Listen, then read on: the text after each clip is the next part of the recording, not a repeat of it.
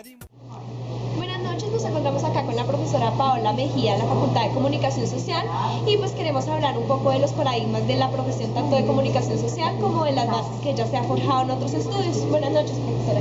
Buenas noches. Profe, entonces quisiera saber si usted conoce los paradigmas de la comunicación social como tal y pues cómo lo está ejecutando a nivel de su vida profesional y también laboral.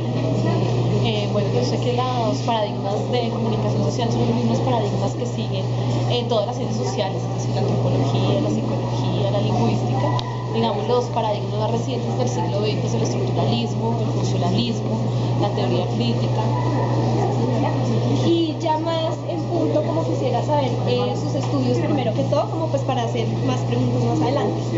Bueno, yo soy lingüista en la Universidad Nacional y maestra en lingüística también en la Universidad Nacional. El énfasis en la maestría en lingüística fue sobre el lingüismo.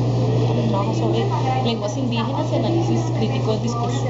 Bueno, todo lo que se tiene que ver con lengua, ¿no? Y también quisiera saber qué modelo aplica la profe tanto a nivel personal como a nivel ya laboral, con los estudiantes, con su carrera. Bueno, el paradigma y el modelo del cual me alimento a nivel teórico y metodológico es la teoría crítica. Ustedes saben que un paradigma, digamos, que rige toda la epistemología de la docencia, implica que también uno lo pueda aplicar a la vida personal.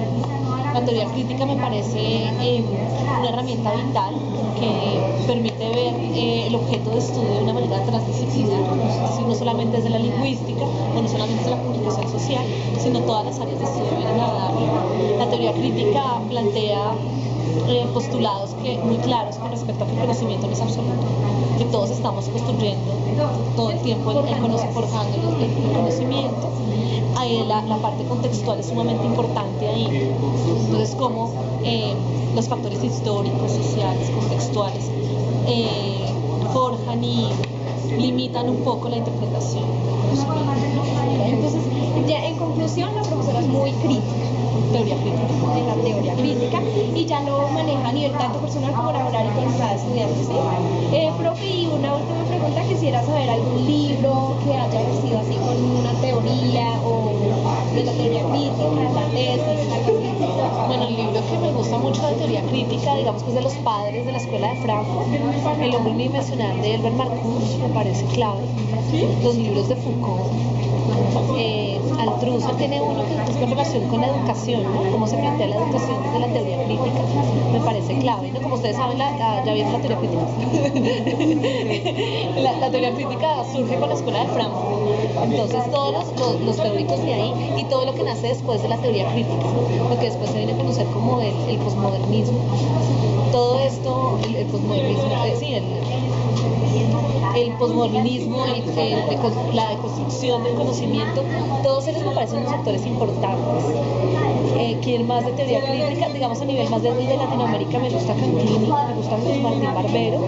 Sí, de Barbero sí hemos oído bastante. ¿Quién más? Que es el que trae toda la teoría acá, ¿no? A nivel de lingüística, los que trabajan teoría crítica, digamos, está Mandí. Bueno, profe, ya por último quisiera como que usted les dijera a los que nos van a oír, nuestros oyentes, que nos van a oír ese video, lo va a ver aquí. Sí, solamente los de nuestro salón por ahora, ¿qué tal? Como una conclusión no, sino como una reflexión, como algo para que cada uno se forje en un modelo, porque pues vemos que hay personas como muy por su escalado, que tienen muchos modelos de vida, ¿no? Entonces sería bueno como que forjaran su propio modelo. Pero es importante primero que conozcan todos los modelos y todos los paradigmas que hay y cuáles son las bases ontológicas y epistemológicas que los orientan. Digamos, la cuestión, digamos, porque yo escogí la teoría crítica, se para mucho en una posición política, en un modo de vida seleccionado que no todos los profesores lo comparten y que no necesariamente los profesores, ¿no? Cualquier académico lo comparte. Tú siempre tienes que ser, digamos, muy coherente con esos paradigmas que uno selecciona y la manera en que uno ve. Por ejemplo, nosotros en la docencia, ¿cómo puede ver uno la coherencia entre la teoría y la práctica? Digamos, si tú sabes que eres una persona tradicional, que eres una persona que le gusta seguir las estructuras tal cual como se les ha venido dando en la institución, pues uno ya se ve claramente cuál puede ser su paradigma. Si otras personas ven que es igual de importante la teoría, pero ponerla en práctica, pues ya otros van a decir, bueno, esta puede ser mi paradigma. otros que vayan un poco más allá, ¿no? Que exploren más y que sean un poco más críticos a nuestro entorno social y académico, pues van a seleccionar otro tipo de modelo.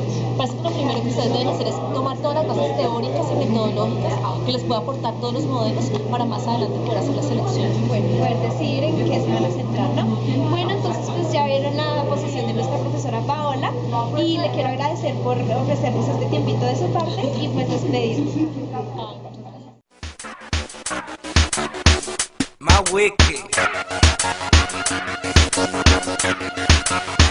Ma yo sé lo que tú quieres, un ritmo nasty de Fornari que tiren Don y Capone y Dembow y empezó el party. Tú quieres que se te note ese escote, que salgo no coma mierda y con la música se bote. Tú quieres tu whiskycito con... Hola, soy Andrés Méndez, yo soy comunicador social, mi énfasis es publicidad, con posgrado en opinión pública y marketing político. Pa' que después te ponga biónica. Quieres una pastilla maravilla que prendan una varilla pa' coger orbitar las millas. Para hablar un poco de los paradigmas deberíamos remitirnos al siglo XX, concretamente en la primera mitad del siglo pasado. Los paradigmas de la comunicación han hecho, digamos, un transcurso bien amplio entre los estudios de comunicación social, pero actualmente y en este momento ya en el siglo XXI son paradigmas que están en fractura, que están teniendo que ser redefinidos en virtud de tres grandes asuntos importantes que yo considero. El primero son todos los fenómenos que tienen que ver con la globalización, la desterritorialización de los procesos de comunicación, la desterritorialización de las audiencias. El otro tendría que ver con, que está pues también muy relacionado con las TIC, las tecnologías de la información y la comunicación, que han acercado, digamos, a comunidades que antes no estaban en contacto, que han facilitado procesos de comunicación en dos vías. Esa parte del feedback que nos hablaban en el modelo de Shannon y Ware cada vez es más latente. Ya los emisores son cada vez más interpelados, los receptores no son receptores pasivos, no son receptores homogéneos, cada vez a través de estas tecnologías de la información y la comunicación se vuelven a su vez, digamos, emisores de sus propios mensajes. Y finalmente tendríamos que hablar un poco sobre las industrias culturales en un ámbito también global. Lo importante ya no son los medios, sino los contenidos, lo que se dice ahí y lo que realmente va a formar los nuevos paradigmas de la comunicación. Entonces podríamos hablar de un nuevo fenómeno digamos, de lo que se entiende como el positivismo o de las, digamos, teorías clásicas de la comunicación social. Dale, vamos arriba, suelta, ponte experimental, si la pista está full. Yo creo que en el campo que tengo la especialización, que es la opinión pública y el marketing político, se trata mucho de ver los efectos y todo lo que se marcó en esa teoría, digamos, positivista de tener la comunicación al servicio de algo y de medir los efectos. Un emisor siempre produce un mensaje con una intencionalidad esperando una respuesta, un efecto en el grupo de receptores. Cuando uno habla de política, uno lo primero que tiene que ver son los fenómenos de socialización y ver que ellos finalmente elijan la propuesta que uno les está planteando. Eso es lo que básicamente trabajamos desde el mundo del marketing y desde el mundo de la publicidad, no solo, digamos, político, sino que se estructura ahora.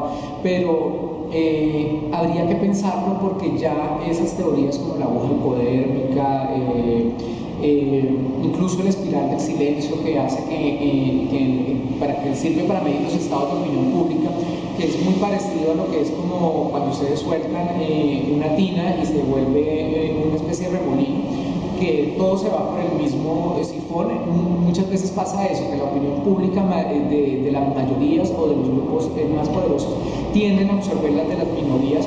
Es muy usada en lo que tiene que ver con la opinión pública y sobre todo en procesos de comunicación política, pero tocaría ahora cada vez más pensar en los receptores, pensar en sus contextos propios, en sus historias de vida, porque no podemos pensar que todo lo que pasa en los medios va a tener un impacto, digamos, 100% coherente a la intencionalidad del emisor, tenemos que pensar en los conceptos, en los contextos, en las historias de vida, en las formas como ellos van a decodificar esos mensajes para poder producir sentido, que finalmente volvemos a lo que hablamos un poco antes. Las industrias culturales, entonces hablemos como en cultura, no desde, digamos, como esa idea romántica de la cultura que se tiene como del museo, sino en la capacidad de generar un sentido colectivo sobre algunos aspectos. Entonces, en ese sentido, la cultura se nos vuelve casi todos los productos humanos, y ahí es donde empiezan a jugar los nuevos paradigmas y empieza a jugar un poco la redefinición de esos paradigmas, también basados en la redefinición de ciencias sociales, y es ahí donde el juego político le apuesta ese intercambio de ideas, a entender cada vez más a los receptores y no pensar que ellos son pasivos y que reciben nuestro mensaje de una forma bien, digamos, como uno lo ha planeado, sino estar constantemente monitoreando. Entonces eso es lo importante. Pensar cada vez a quién le estamos hablando, cómo le estamos hablando, y no solo pensar que la comunicación lo puede. Trépate descalza, no sea come mierda. Olvídese del blower que la voy a despeinar. Así que suéltese el pelo, baila tranquila. Préndete un gare, date un shot de tequila. Que la noche está buena para reguindarte de la bocina. No se manila, dale más duro que no fuimos en primera fila. Para hablar un poco de la función de los medios en la creación de la conciencia de lo público, entendido lo público como lo que nos es común a todos, no solo debemos pensar en Laswell.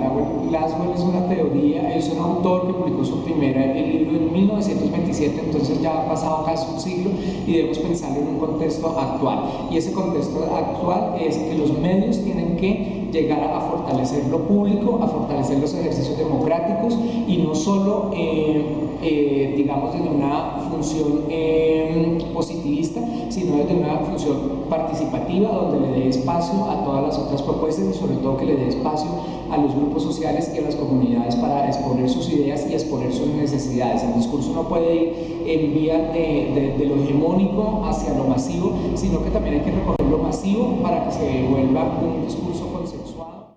Una noche de suspense, lo que tú quieres, un ritmo nasty de Fornari, que tiren Don y Capón y Demboy empezó el party. Tú quieres que se te nota ese cote que se conoce. En el ambiente político colombiano, yo creo que lo que más hace referencia, y podríamos hablar en teoría de la comunicación, es un poco la espiral del silencio. También es una teoría que ya tiene sus años, pero como les dije anteriormente, los grupos mayoritarios y las grandes corrientes de opinión pública tienden a absorber las minorías, y en un país que ha tenido unos procesos de polarización tan importantes, sobre todo en los últimos años, donde el disenso, la capacidad de discernir ha sido satanizada, sería bien importante analizar estos fenómenos para poder abrirles espacio a esas voces. En una democracia la oposición tiene que funcionar, tiene que tener su propia vocería y hacerle control digamos, al poder establecido. Y por otro lado tendríamos la agenda SETI. La agenda SETI, en resumidas cuentas, dice que los medios no nos dicen cómo pensar, pero sí nos dicen sobre qué pensar. Entonces ahí vienen unos discursos muy importantes, que es la responsabilidad social de los medios en poner sobre la agenda mediática, y poner en la agenda pública, y poner a hablar a la gente de las cosas que realmente interesan. Si uno se pone a ver las funciones de los medios, de informar, educar y de pronto entretener, podríamos ver que eso se vuelve un híbrido. Pero entonces, ¿sobre qué estamos informando? ¿Sobre qué ponemos sobre qué aspectos estamos educando a nuestras personas y cómo estamos entreteniendo? Sería, digamos, una de las cosas importantes que tiene que ver con la responsabilidad social de esos medios. Las personas tenemos que aprender a pensar en colectivo, a construir esa idea de nación que a veces no tenemos, que es un conjunto de personas sobre un territorio dado que comparte un futuro en común. A veces no compartimos ese futuro en común, y los medios sí tienen que, por su carácter de servicio público y de función social, hacer hincapié en hacer pensar a la gente lo que realmente es importante para la sociedad.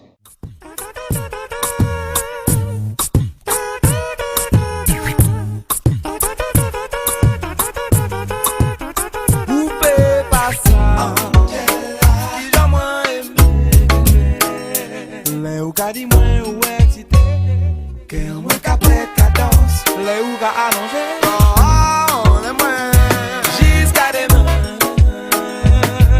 vle santi pou a satin. C'est à nous qu'elle a demain matin. Ouais, fini quand je mets le turbo.